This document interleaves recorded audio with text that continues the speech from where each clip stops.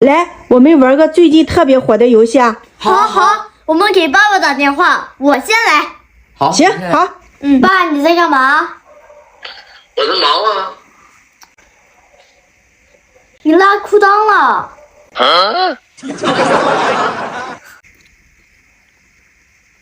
你一天下巴虾。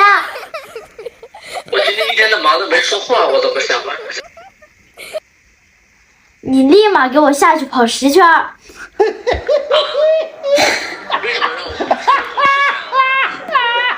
因为你不好好工作，看美女。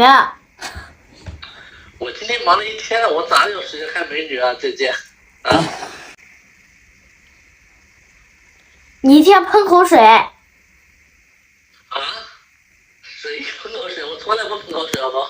对，你不喷口水，你流口水。脏的要命，看都不能看。我也没流口水，好不好？谁流口水了？是你吗？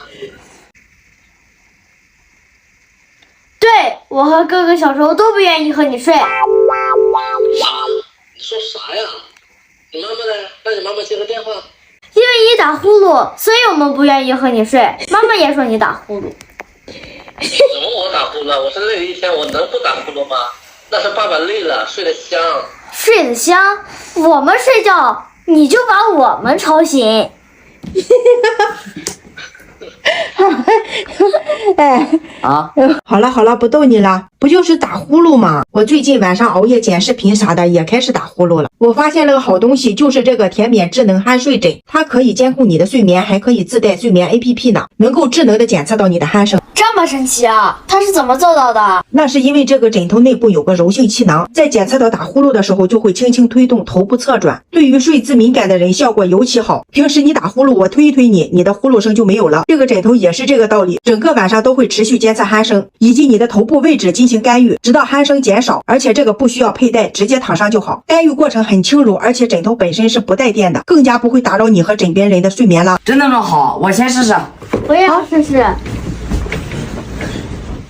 那你直接睡觉吧，在这里啊。这么好啊？那我回去就要试试啊。好了，刚才2个孩子跟你玩呢，早点回来啊。有这么好的东西，我当然要早点回家了。啊，爸爸再见。爸爸再见。好，再见。